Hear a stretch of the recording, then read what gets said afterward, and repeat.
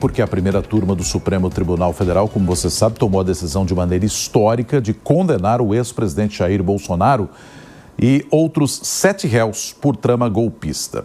O presidente Lula afirmou que não tem medo de novas sanções dos Estados Unidos sobre o Brasil após o resultado do julgamento do Supremo. O Igor Damasceno, inclusive acompanhou esse julgamento aí durante todos esses dias, tem mais detalhes aqui para a gente a respeito dessa decisão histórica, também desse posicionamento do presidente Lula. Bom dia para você, Igor. Bem-vindo aqui ao Jornal da Manhã.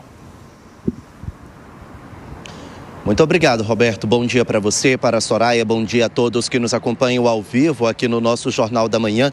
Olha, esse julgamento histórico contra o chamado núcleo crucial da suposta trama golpista, ele rodou o mundo inteiro. Foram mais de 46 veículos internacionais dentro do Supremo Tribunal Federal analisando todo esse processo. E claro que toda essa situação, a condenação dos 8 réus, chegou até a Casa Branca. A porta-voz da Casa Branca, a Karoline Leavitt, disse que os Estados Unidos não têm medo de usar a força para garantir a liberdade de expressão no Brasil.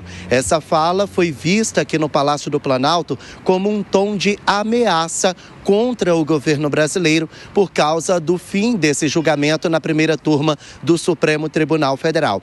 E por isso o presidente Lula disse que não teme novas sanções, novas imposições de tarifas, reações do governo norte-americano por causa desse julgamento. Então foi uma fala considerada ameaçadora, intimidatória da Casa Branca em relação ao governo brasileiro. A gente sabe que o Brasil vive as tarifas de 50% sobre mais de 3 mil produtos brasileiros que são vendidos nos Estados Unidos. E o julgamento foi o principal argumento utilizado pelo presidente dos Estados Unidos, Donald Trump, para impor essas tarifas. Trump considera um julgamento político e Bolsonaro e seus aliados perseguidos pelo Poder Judiciário e pelos próprios aliados do presidente Lula. Então, o Planalto já esperava algumas reações nesse sentido. Mas ontem o presidente Lula veio a público dizer que não teme novas reações, novas sanções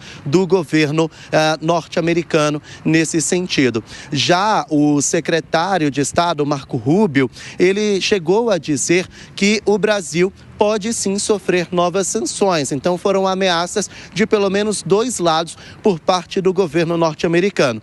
Por meio de nota, o Itamaraty, que é a sede do Ministério das Relações Exteriores, disse que o governo norte-americano ainda não entendeu ou mesmo discriminou todas as provas que foram colhidas pela Polícia Federal e que eventualmente incriminariam o ex-presidente Jair Bolsonaro por essa tentativa de golpe de Estado e tentativa de abolição violenta do Estado Democrático de Direito. Mas o fato é que, independentemente dessa versão do presidente Lula dizendo que ele não teme novas reações, nos bastidores o que se fala é que o Palácio do Planalto está sim movimentando, de olho nas movimentações da Casa Branca logo depois desse julgamento e não descarta novas sanções, seja voltada para a nossa economia, seja voltada para a aplicação da Lei Magnitsky, por exemplo, para outros ministros do Supremo Tribunal Federal. Então está tudo sobre a mesa e nada foi descartado. Só que oficialmente, ao público, o presidente Lula deu essa declaração, dizendo que não teme novas reações. Roberto, Soraya. Pois é, Igor. Agora, falando de sanções, né, o governo afirmou ontem que mais de 25% das exportações brasileiras que vão para os Estados Unidos estão livres aí de tarifas, não é isso, Igor? Exatamente, tanto da tarifa de 10%, a primeira a ser anunciada, quanto a tarifa de 40%, essa sobretaxa anunciada em agosto, anunciada pelo presidente norte-americano depois. Juntas, essas tarifas formam 50% de adição às tarifas mais altas do mundo ao lado da Índia. Só que uma nota do Ministério do Desenvolvimento da Indústria e do Comércio prova, então, que 25% dos nossos nossos produtos vendidos nos Estados Unidos estão livres das duas tarifas, tanto da de 10% quanto da tarifa adicional de 40%. Isso corresponde a cerca de 10 bilhões de dólares em movimentação no ano passado. E foi visto como algo bastante otimista pelo governo federal, porque deixaria de afetar tanto assim a nossa economia. Outra situação que também foi comemorada pelo governo brasileiro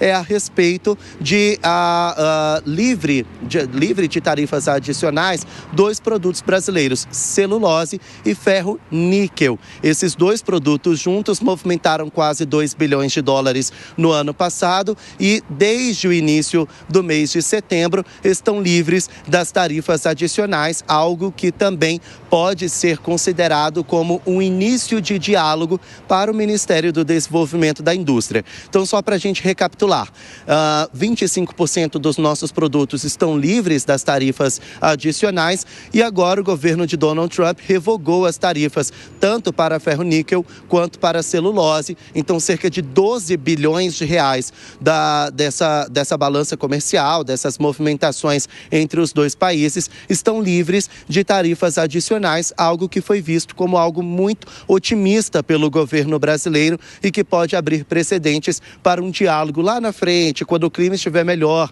quando a poeira estiver mais baixa com o governo norte-americano. Voltamos ao estúdio. Muito obrigado. Igor Damasceno trazendo um apanhado aqui para a gente a respeito das repercussões no governo desse atual momento que a gente vive. E é assunto para trazermos para a conversa também Túlio Nassa e Deise Ciocari, que estão conosco hoje para comentar aqui no Jornal da Manhã. Bom dia a vocês dois. Vou começar contigo, Deise, acompanhando aqui a discussão em torno da condenação de Jair Bolsonaro e mais 7 réus, e toda a repercussão envolvendo os mais variados aspectos políticos aqui do Brasil. Deise, qual foi a tua impressão do julgamento, de um modo geral, e da condenação atingindo 27 anos? Para muita gente, uma pena elevada. Para outros, pode ser um exemplo para que ações desse tipo, que o Supremo considerou a atuação da PGR como correta, com provas robustas para que pudesse levar a uma condenação e aí, no futuro, para que isso seja intimidado. É por aí, Deise, qual é a tua visão? Bom dia para você. Olha, Nonato, o resultado desse julgamento, ele vai ter várias repercussões e a gente vai começar a ver isso ao longo das semanas, né? Bom dia para você, Soraya.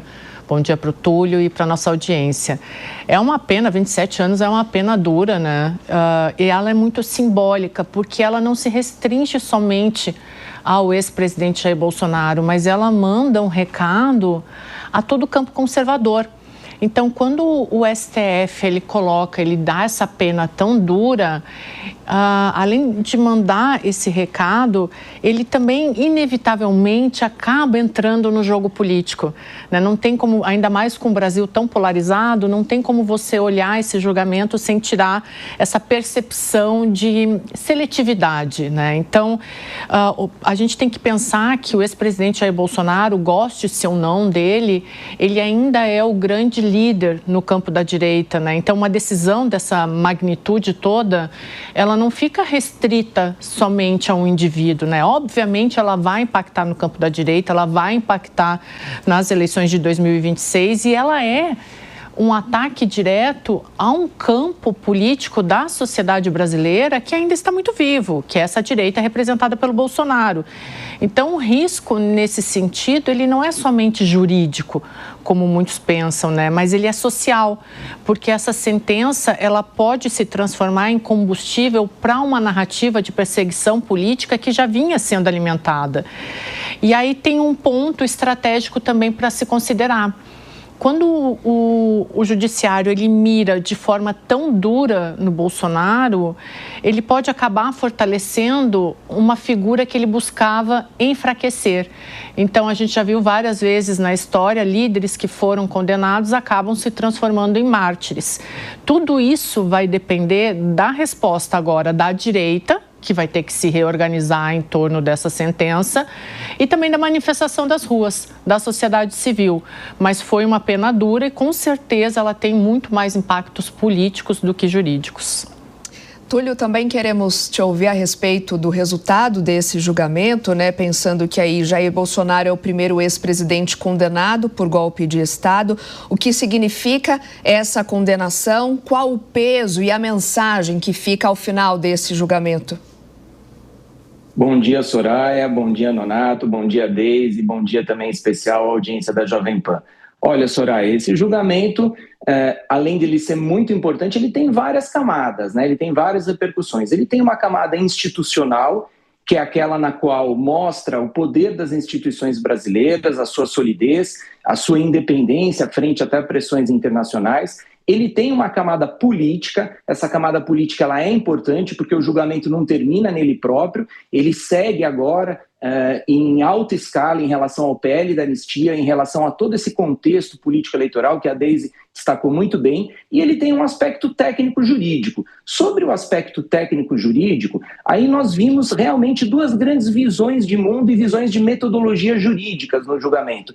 De um lado, os 4 juízes, que já sabíamos, né, qual seria os seus posicionamentos por conta das próprias manifestações e votos anteriores, eles têm uma teoria, uma metodologia de julgar o contexto da obra, o conjunto da obra, o roteiro, né? Então, nesse contexto, criminalizando, por exemplo, cogitações, criminalizando falas, coações como já início de execução, e de outro lado, nós temos aí o voto do ministro Luiz Fux, que levou a que a gente chama da individualização da conduta. Ele descaracteriza o contexto da obra para analisar cada conduta isoladamente, e aí sim a conclusão ela é totalmente diversa.